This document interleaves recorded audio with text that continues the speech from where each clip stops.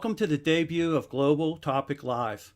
This live stream is broadcasting here on LinkedIn, on YouTube, and also on Facebook. Starting in March, I'll have streams every Tuesday and Thursday afternoons, and follow my post for upcoming topics and information on upcoming guests as well. Okay, I've kept my guests holding. Let's welcome from Bullard, Stacy Simmons, who is a National Account Manager from Bullard. Welcome, Stacy. Welcome, everyone, and thanks, Jim, for having us here today to talk about the pandemic and PPE a year later. Excellent. And let me bring on Stephen Bird. Stephen Bird is a Global Products Manager for Life Sciences. Welcome, Stephen. Thank you for having us. And also let's bring in Mitch Kaiser. Mitch Kaiser is also a Global Product Manager for Industrial Respiratory. Welcome, Mitch. Hey, Jim. Thanks for having us. Hey, it's great to have you guys here on my debut stream for Global Topic Live. Stacy, let's do this. If I could have you do a little bit of an overview of Bullard. Sure. Thanks, Jim. So Bullard was founded in 1898, and we are a leading manufacturer of high-quality personal protective equipment known as PPE. And we are a worldwide company, and we have product lines that include thermal imagers, hard hats, fire helmets, rescue helmets, supplied air respiratory equipment, powered air purifying respiratory systems, such as also known as PAPRs, and air quality systems. We are a fifth-generation family-owned business, and with manufacturing done right here in the USA and in the state of Kentucky, but we ship all over the world. And we have offices in Asia Pacific, Germany, and Switzerland. Hey, Stephen, let's go ahead and we'll open up the questions with you. How did Bullard respond to the global pandemic in 2020? Okay. Well, the pandemic has really tested people and families, industries, governments, and even supply chains, right? As our frontline workers have been battling COVID-19 and providing care to people all over the world, manufacturers like Bullard have been working overtime to really increase production and deliver the supplies the frontline and essential workers needed. Bullard really began seeing an explosive demand at the beginning of 2020 as the virus initially began to spread throughout Asia Pacific. It wasn't long really before it reached the Americas. At a time when organizations were sending their employees home, Bullard was mobilizing our workforce around a single goal. And that was really to ramp up production, deliver powered air purifying respirators or PAPRs and face protection to as many frontline and essential workers as we could. It required literally every part of our organization to come together as one unit, from sales and marketing, product development to supply chain and production. We even partnered with some outside companies in completely different industries. I think everyone's aware that a lot of companies stepped up and really contributed to the design and manufacturing of PPE all over the United States, right? We quickly began working through many of the obstacles. We faced many of the same challenges, risks, and even fears as the general public in regards to contracting the virus, keeping everyone safe. In most cases, which is pretty neat, we got to use some of the very PPE that we manufacture ourselves to do just that, keeping our own employees safe. I got a couple more points here. Access to raw materials and delivery was a huge challenge. The world was literally shutting down, right? Physically scaling up production, order prioritization, right, was another important. It was important to continue to supply PPE to our pharmaceutical manufacturing customers, lab and testing, even our industrial customers, while also serving healthcare professionals and emergency responders at the same time. Stacy, how did Bullard respond to the surge of PPE needs?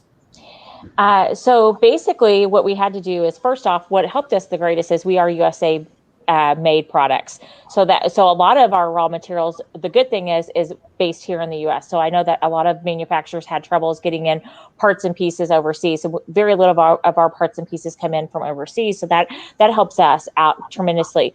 Plus, we partnered with, as Stephen was alluding to, we pulled in some outside experts, such as Toyota came in with their TPS system, and we had them in our plant for a couple of days. And we actually as we were ramping up production, we brought them in and we said, hey, how can we increase output?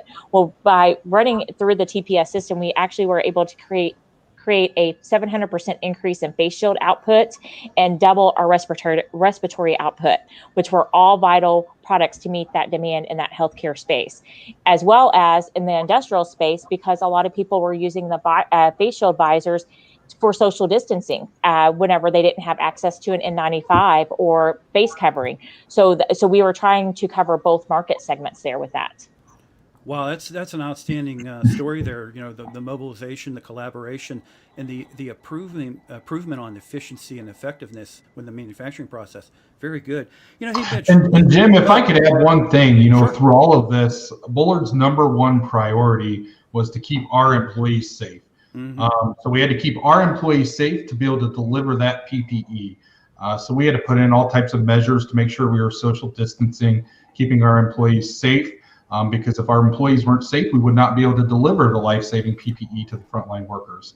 So that's always been priority #1, is keeping the Bullard family safe, so our family can then serve all of our customers and those frontline workers to deliver good quality products. Yeah, very good, very good. You know, Mitch, let me ask you this. You know, how did you position the industrial respiratory line to help with the fight against COVID? Well, as we all talked about, the front lines had huge demand for N95 respirators, other APR cartridge style respirators. And a lot of these respirators are used in the coating space and the spray foam space. And what we found is all of the demand from healthcare was consuming those products. But those products are needed elsewhere, such as the industrial space. But we offer industrial respiratory solutions like supplied air and PAPRs that can serve those markets, and they actually protect the workers a little better than your typical N95. They have higher protection factors. It makes it easier for that industrial worker to work, cools them down. So we really pitched the product line and positioned it in a way that it would allow these industrial workers to still be protected. They'd be better protected, and we could free up some of those N95s and APR respirators for the frontline workers as they needed them. They're very easy to use, make it more mobile. So we really positioned the line to try to free up some of those other types of respirators for front lines while providing better protection to these industrial workers. Stephen, a question that came across from some of my viewers, Bullard was able to meet the demand coming in, the new demand for PPE. How was Bullard able to meet the demand, but also still supply and service existing customers? Yeah, it was is everyone coming together, right? The supply chain was a huge factor in that. We pulled every resource we possibly could together, inside and outside the company. One, to what Mitch mentioned, we had to keep everybody safe at the exact same time. And it was really just a complete company effort, and our ability to come together and get closer and driving toward that one goal. Big challenge. And if I can add to that, Stephen, what we like to use around here is flexibility. We're ultimately very flexible during the pandemic, from trying to order prioritize to employees, manufacturing. A shout out to our manufacturing employees to be flexible to move around within the plant function to service those higher demand products, while the other products were kind of taking a back burner because there wasn't as much demand on those. So kind of just that shift of having our cross-trained function teams in our plant manufacturing facility. Yep. Very good. Mitch, when it comes to the industrial customers that you do provide PPE to, at the beginning of the outbreak of the pandemic, how did they change the way they were using PPE? They did. They really stopped to think, that PPE I'm using, it used to be that they would share the PPE. So abrasive blasters would share blast hoods, they would share paint hoods, but they really had to stop and think, what is the best thing for our workers? And that is to have individual PPE to where they can stay safe, they're not spreading germs. So we saw a lot of end users start switching to having assigned PPE per person versus sharing that PPE. Very good. And Stacy, what does PPE mean post COVID-19? Yeah, this is always a unique question because before the pandemic, a lot of people didn't even know what PPE was. So now PPE has become a household name because every time you turn on the news or turn anything on in your television or you're out and about, you see PPE. It's personal protective equipment. Everybody knows what you're talking about now. So since we live and breathe this every day, it's kind of nice to whenever you go out and people understand the acronyms, what PPE is, and keeping people safe and how important that it's been for us this past year to keep everybody safe and protected, including our personal families as well as families that are working outside the home, especially those frontline workers. Yeah, I like how you use the word live and breathe when it comes to PPE. So, Stephen, let me ask you this. Obviously there's a change, when it comes to, businesses, industries, when it comes to PPE because of COVID-19. For the employees that are out there, how has or what will be the changes moving forward when it comes to PPE? Well, there's to what Mitch even said, right? There's people are assigned their own PPE, but there's also a much greater awareness on even respiratory protection in itself, right? So we're going to see that spread not only through our healthcare spaces, but well into many of the industrial applications where, you may have people that just had a bandana around your face when you're painting, right? So I think just generally a much higher awareness of respiratory protection and overall PPE. Very good. And we do have a question here from Mark here. This might be Mitch. You might be able to answer this. Yeah, most definitely. So in regards to our pumps, we have several different pump options, all with different CFM outputs. So I would recommend reaching out to your local Bullard sales representative, bullard.com/sales team. You'll be able to find your local Bullard RSM. At that point, they will be able to guide you in pump selection. So we have several different models out there that offer several different air outputs, so we can make sure that you have the appropriate one for your system. And then Tina asked here, did she post yesterday regarding, there's counterfeit PPE out there, and I'm sure you guys are encountering this. How do you really, is there a way to easily tell counterfeit, or is there something to look out for? Most definitely. So as you're looking for NIOSH approved respirators such as N95s, you always want to look for that TC number. So that TC number is a number that is an identifier saying that it is approved by NIOSH. You can find that on the NIOSH website. So you always want to look for that TC number, and you can do your due diligence by looking that number up to make sure it is approved and it is not counterfeit. Very good. So I did have some questions come in post-stream that were emailed to me. Read this first question for you guys. When it comes to industrial PPE for workers, does Bullard have FAQs on maintaining and protecting related to stuff like maybe storage, industrial PPE? This might be for you, Mitch.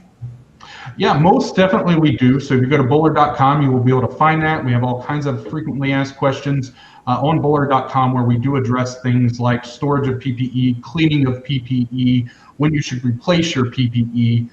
So a lot of the different items were added last year as we migrated to being much more digital as everyone was working remotely and had a lot more touch via the internet. So you can find all of that at bullard.com to answer all those questions. Okay, and then the next question, as the owner of an industrial painting operation, does Bullard have anything new coming out in the industrial PPE line that I should be looking out for in the future? Most definitely we do. Our latest product that was out, it's less than 1 year old, is our Air Guard. It's a portable air quality box. It's very unique to the industry as a 7-inch LCD screen. It monitors your CO, delta dew point of that breathing air for you. as you're painting or sandblasting. So that product is one of our newest. Later this year, we expect to be able to launch some enhanced air quality products. And we hope to launch that at the Coatings Plus show in December. So if you're at Coatings Plus, look for that. We're excited about those products. We did launch another new product this year. It's not specifically for respiratory protection, but it does serve the industrial customer, and that is our Centen helmet. I'll turn it over to Stacy to talk a little bit about what Centen is, but it is a new innovative hard hat. Stacy? Thanks, Mitch. So yeah, the Centen helmet is a generation of safety. So as you guys know, Bullard invented the first commercially sold hard hat in 1919. So over 100 years later, we came out with a new safety helmet. And this is more of a climbing style helmet that you're seeing some of the workforce migrate to, because as people are looking to become safer on job sites and reduce the overall peak force to the neck and different things like that. So we launched that late last year and hard launching it right now. So that's readily available. It comes in 7 colors, both vented and non-vented. But those, check out the Bullard website, all the new products. There's a new product feed there that goes through. You can see all the new products. And of course, follow us on social media. You'll see posts all about what new products are coming or that have recently launched. So the next couple questions coming, it's because I work in the corrosion and coatings industries. They're all flavored that way. So this is actually for new craft workers. During downtime, we're always training. Does Bullard have free online trainings or video demos that cover the proper use of industrial PPE? We do have several videos out there for training to learn about our PPE. You go to youtube.com/BullardTV. You will find all of our videos that we have out there for everything we offer, and it offers different ways to train your employees as well as learn about what products we have. Very good. Okay, the next one is I work for a painting contractor in Brazil. Who can I contact in my country to learn what PPE is available here? Another great question. If you go to bullard.com/sales team, you can find your local regional sales manager, and we can get in touch with you to let you know what type of Bullard products available in your local area, as well as get you in touch with a Bullard distributor to help you out with that PPE. So, Mitch, you guys offer industrial PPE globally, correct? That is correct. Okay. And then the last question I got in before the stream here launched. Does Bullard offer special financing to assist a contractor on upgrading their blaster suit systems to the newer quality equipment? Do you guys offer any type of special financing? Bullard does not specifically offer financing, but we have a lot of distributor partners that do. Once again, if you want to get in touch with your local RSM, we can get you in touch with a distributor that does offer that special financing. We know there's a lot of people that like to take advantage of that in the blast spaces. A lot of that blast equipment is very expensive, and even the spray foam space, that type of coating, we see a lot of people take advantage of special financing. So we do have distributor partners that do offer special financing. Get in touch with your regional sales manager and we can connect you. Very good. So we did go through all the questions that I had for you guys, for this interview, and also the incoming questions as well. In kind of closing out this episode, this live stream, is there anything that we didn't talk about that any one of you would want to kind of cover or leave with the viewers? Yeah, I could probably say something. For me, just kind of reflecting back on last year and all the things that we went through. For me personally, I feel like one of our greatest accomplishments as an organization, and I've said it before, right? Going back to was our ability to come together as a unit. We're already a globally scaled family-ran business, but we're now closer to each other. We're closer to our channel partners. We're even closer to our end users, and just overall a much stronger organization. And I feel like this is really going to allow us to continue to serve our customers in the absolute best way possible moving forward. So. Yeah, I definitely agree with that. In the fall, I think it would be the fall of 2019, and many of you were there the day we came in for some meetings from SSPC, and we had a tour of your manufacturing operation and other type of operations for Bullard. And I have to say that you very much employees, very family oriented, but I actually had the opportunity to go through and watch a lot of the safety testing that you do daily, regularly, consistently on your products as well. And I commend you and also Bullard and all your staff and everyone associated with Bullard for the great job you guys have done in the past and also through this pandemic and moving forward in future. Yeah, thank you. Okay, I think that's about it. I don't have any other questions, and I think we covered a lot here today. I appreciate everyone watching this live stream. What I will be doing is taking the archive from the live stream. I will do some editing and put it out on my YouTube channel, and it will be available on demand here on LinkedIn to watch with the post, and then also too I'll make sure that it's available on my YouTube channel. Thank you everybody for watching the live stream. I really do appreciate this. And Stacy, thank you. Thank you.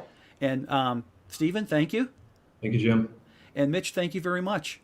Thank you, and stay safe. Thank you very much. Okay. And that has it. I really do appreciate everybody watching this live stream. And like I say, every check-in every Tuesday and Thursdays, and starting here in March in the afternoon. And we'll make sure that we do have some good quality content coming from the global corrosion and protective coatings industries, and some great guests I've got lined up and great topics. So thank you very much. I appreciate it.